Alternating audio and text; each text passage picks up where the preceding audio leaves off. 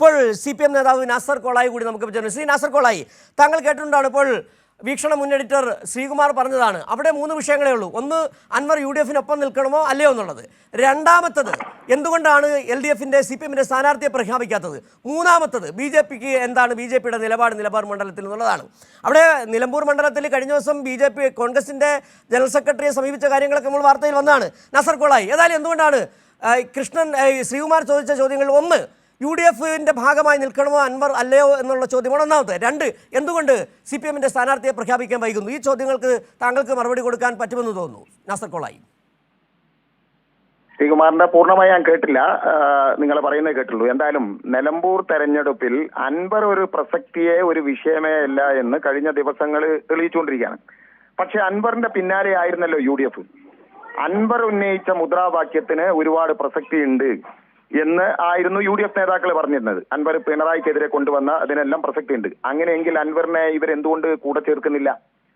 അൻവർ നേരത്തെ ജോയിയാണ് സ്ഥാനാർത്ഥി എന്ന് അൻവർ പ്രഖ്യാപിക്കുകയും പിന്നീട് ആര്യാടൻ ഷൗക്കത്ത് വന്നപ്പോൾ പറ്റില്ല എന്ന് പറയുകയൊക്കെ ചെയ്തു. പക്ഷെ അന്നൊക്കെ ഇവര് അൻവറിനെ ആഘോഷിക്കുകയായിരുന്നല്ലോ. അവിടെ ഇടതുപക്ഷ മുന്നണിയെ സംബന്ധിച്ചിടത്തോളം അൻവർ ഒരു വിഷയമേ അല്ല. കാരണം ആ നിലമ്പൂർ മണ്ഡലത്തിൽ നേരത്തെ ആര്യാടൻ കോൺഗ്രസ് നിരന്തരം ഭരിച്ചുകൊണ്ടിരുന്ന ഒരു മണ്ഡലമാണ് നിലമ്പൂര്. അവിടെ അൻവർ വന്നതിന് ശേഷമല്ല വികസനം കൂടുതൽ ഉണ്ടായിട്ടുള്ളത്, ഇടതുപക്ഷ ഭരണത്തിന് ശേഷമാണ്. എന്തായാലും അൻവർ ഉന്നയിച്ച മുദ്രാവാക്യത്തിന് പ്രസക്തി ഇല്ല എന്ന് ഇപ്പൊ UDF തന്നെ തീരുമാനിച്ചു കഴിഞ്ഞു. അത് വളരെ വ്യക്തമാണ്. അൻവറിനെ ഇതിലേക്ക് ചേർക്കണോ ചേർക്കണ്ടേ എന്ന്. അടുത്ത വിഷയം LDF-ന്റെ സ്ഥാനാർത്ഥിയെ പ്രഖ്യാപിക്കണം എന്നുള്ളതാണ്. LDF-ന്റെ സ്ഥാനാർത്ഥിയെ പ്രഖ്യാപിക്കാൻ അവിടെ പാർട്ടി സെക്രട്ടേറിയറ്റ് യോഗം ചേർന്ന് കൃത്യമായി പ്രഖ്യാപിക്കും എന്ന് പറഞ്ഞിട്ടുണ്ട്. ഇപ്പൊ UDF പറയുന്നത് എന്താണ്? ഞങ്ങൾ ഇതാ ആദ്യം കളത്തിലിറങ്ങി എന്നാ അവർ പറഞ്ഞത്. സത്യത്തിൽ UDF കളത്തിലല്ല കുളത്തിലാണ് ഇറങ്ങിയത്. അവര് സ്ഥാനാർത്ഥിയെ പ്രഖ്യാപിച്ചു കഴിഞ്ഞപ്പോ തന്നെ അവര് തമ്മിലുള്ള യുദ്ധം നടക്കില്ലേ? ഇടതുപക്ഷം ഇപ്പൊ കാണികളായി ഗാലറിയിൽ ഇരിക്കേണ്ട വിഷയമുള്ളൂ. അവിടുത്തെ ജനങ്ങൾ വളരെ കൃത്യമായി ആയാറാം ഗയാറാം രാഷ്ട്രീയം തിരിച്ചറിഞ്ഞിട്ടുണ്ട്. മാത്രമല്ല അവിടെ VV പ്രകാശിന്റെ മകളിട്ട ഒരു ഫേസ്ബുക്ക് പോസ്റ്റ് ഉണ്ട്. അച്ഛന്റെ ഓർമ്മകൾ ജ്വലിക്കും നിലമ്പൂരിൽ എന്നാ പറഞ്ഞിട്ടുള്ളത്. നേരത്തെ VV പ്രകാശിന് കൊടുക്കേണ്ടിയിരുന്ന സീറ്റ് ആര്യാടൻ ഷൗക്കത്തിന് കൊടുത്തത് കൊണ്ടാണ് അവിടെ പ്രശ്നം ഉണ്ടായിരുന്നത് എന്ന വിലയിരുത്തൽ പൊതുവെ അവിടെ ഉണ്ട് എന്നുള്ളത് സത്യമാണ്.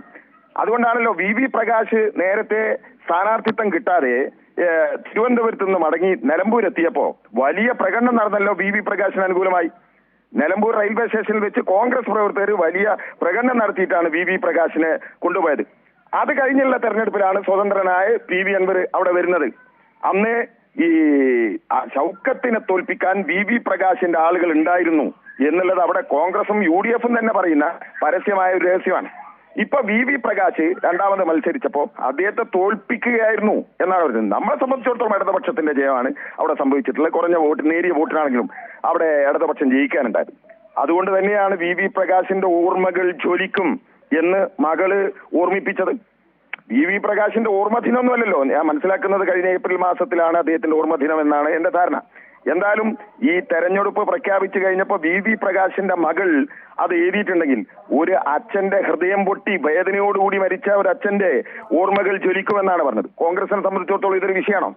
ഈ വയനാട്, നിലമ്പൂർ അടക്കമുള്ള വയനാട് പാർലമെന്റ് മണ്ഡലത്തിൽപ്പെട്ട കൽപ്പറ്റയിൽ, വയനാട്ടിലാണല്ലോ ഒരു കോൺഗ്രസ് നേതാവ്, ജില്ലാ കോൺഗ്രസ് കമ്മിറ്റിയുടെ ട്രഷറർ ആത്മഹത്യ ചെയ്തത്. അദ്ദേഹത്തിന്റെ മാനസിക വൈകല്യമുള്ള താങ്കൾ പറഞ്ഞ ഒരുപക്ഷെ എനിക്കറിയാം. തുടക്കത്തിൽ തന്നെ ശ്രീകുമാർ പറഞ്ഞു നമുക്ക് പഴയ കാര്യങ്ങളൊന്നും ചർച്ച ചെയ്യണ്ടല്ലോ എന്നാണ് പറഞ്ഞത്. പക്ഷേ പഴയ കാര്യങ്ങളല്ല, പുതിയ കാര്യങ്ങൾ ചർച്ച ചെയ്യാം. താങ്കൾ ഈ പറഞ്ഞ പോലെ തന്നെയാണ്. വയനാട് വിഷയമൊന്നും ഒരുപക്ഷെ ഇപ്പോൾ സംസാരിക്കാനൊന്നും ഇഷ്ടപ്പെടുന്നില്ല.